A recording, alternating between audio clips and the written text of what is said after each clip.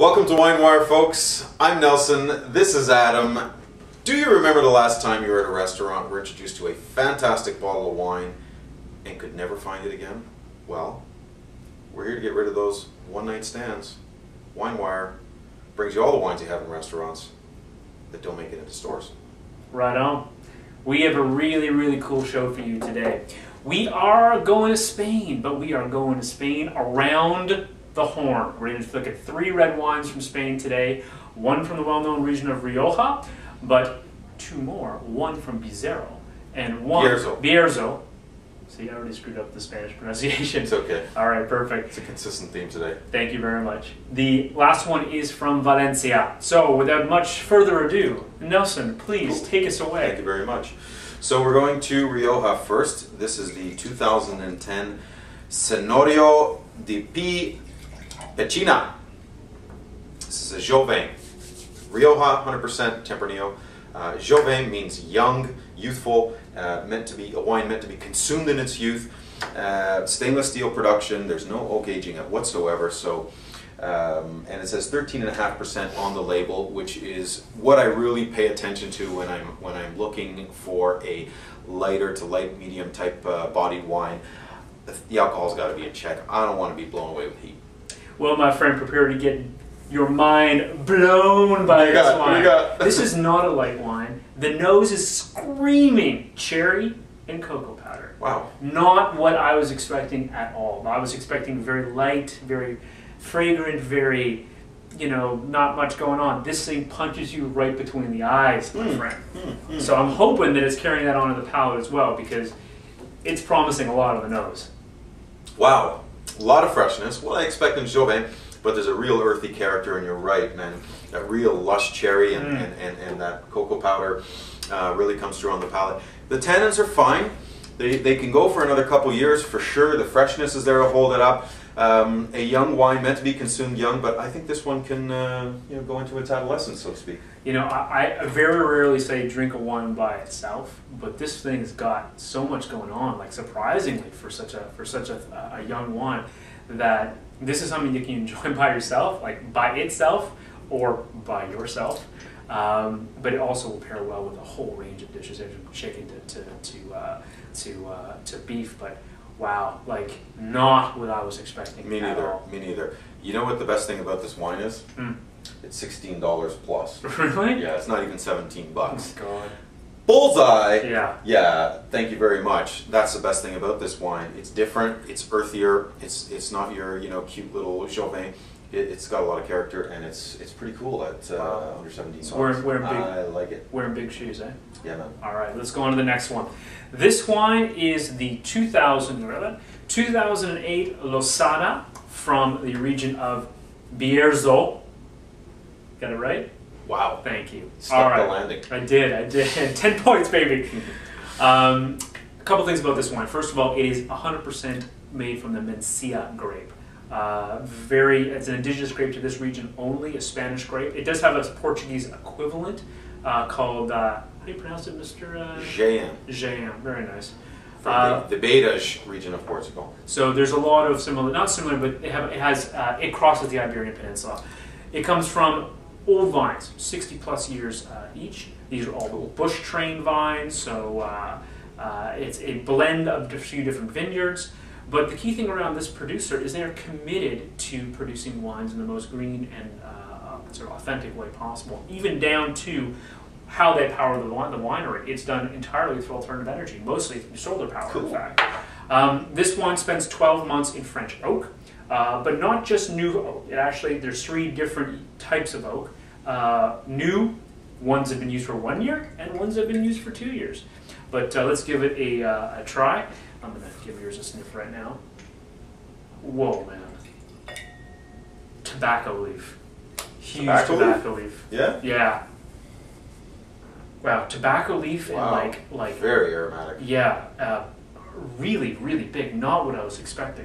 And deep fruit, like I'm thinking Bierzo, I'm thinking a light, easy drinking wine with this type of tobacco-y, green leafy complexity, very mineral-like. But I guess this is your your old vine speaking here. Look at the color in this wine. It's very deep, and that shows me that there's very little fruit producing a lot of punch. This is incredibly intense. I mean, on the palate, that green tobacco leaf comes through, but you have this intense, ripe red fruit, black fruit flavors that are just incredible. This is, again, I mean, this is a growing theme in the show. Ooh. It's not what you expect. Spain has got a lot to offer outside of those classic regions of Rioja and Ribeiro. And this is a perfect example. And guess what? When you move outside of those regions, you get great value. This wine is punching well above its weight. It is a little more expensive than the other one by about $10. It's just over $27.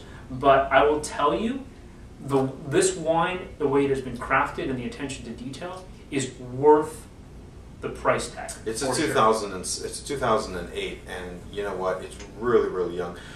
There's a lot of tannin on the palate from the barrel aging here, and I really feel that this wine needs a little bit of time, even though it already has 5 years on it. You know, it could use a little sleep time for sure to sort of mellow out, find its place.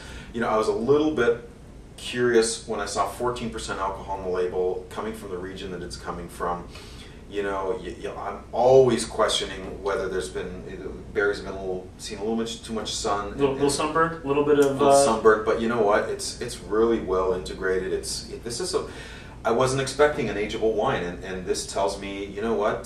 Just go back to sleep and touch base with me in another 5+ years. You buy this by the case. This thing's going to tell you a story over a couple of years. For sure. Good. All right, what do we got last on the hit parade? We're moving into Valencia. What do we have? Biologica. 2008. Who are you? It's Spanish. I got to question everything I say. It just never sounds right. 2008 Biologica. Bodegas Los Frelas. It's not me to correct you. I know. This is really tough. 12 months in Hungarian and American oak, which is something I'm really interested in seeing. 50% Tempranillo, which is, you know, the workhorse of red Spain, and 50% Monastrell, which we know from France as Mourvedre. Oh wow, you hit it. Yes. Awesome.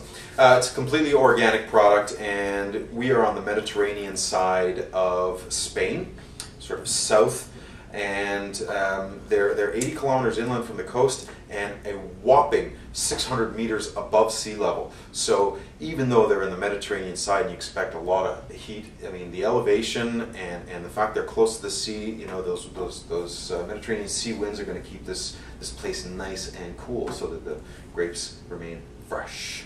And that's the key word. I'm glad. It's a beautiful segue, because this wine, to my mind, is still very fresh. Red berry notes, a little bit of earthiness. Blueberry. Sorry, blueberry notes, absolutely. Sorry. And red berry, but yeah, blueberries really jumping out. But to me, a little bit of earthiness as well. You know, it's a very pleasant wine. Not as aromatic as the wines we've tasted prior, but you know what I love very about fresh. It? More than the aromatics, which are really nice and say warm sunshine to me. Nice and round and juicy on the palate.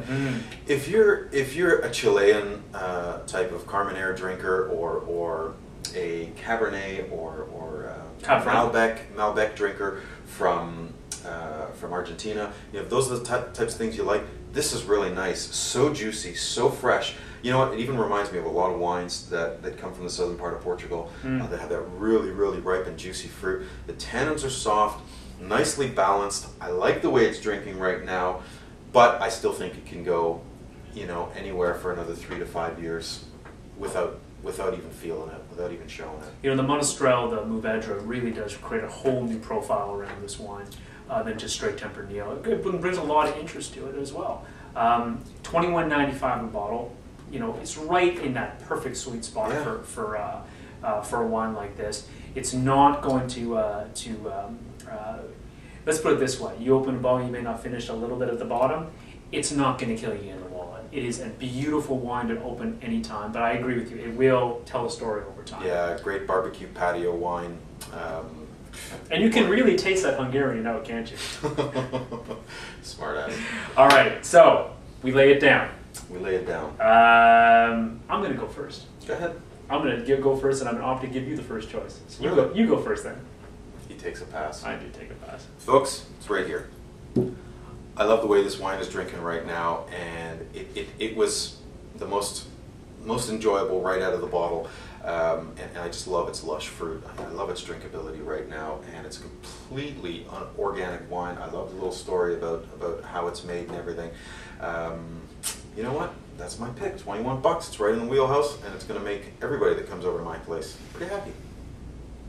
I'm going with cherry and chocolate today, my friends. Pass over the one from Rioja. Look, this one absolutely blew my mind. I was not expecting the intensity that this wine brings. The price tag is just fantastic. It's under $17 a bottle, and you cannot go wrong with that. But it is just a beautifully made wine, and I think that it can last a couple of years. But you know, drink it right now, and you will get the full chocolate cherry experience.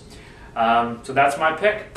Nice. Not bad? Yeah, that was a really cool show. Absolutely. I liked them. Spain round the horn was pretty cool. It was pretty cool. Nice So trip. all the wines we tasted today, we have links to them right below the video. You can check them out. There's more information on these wines below.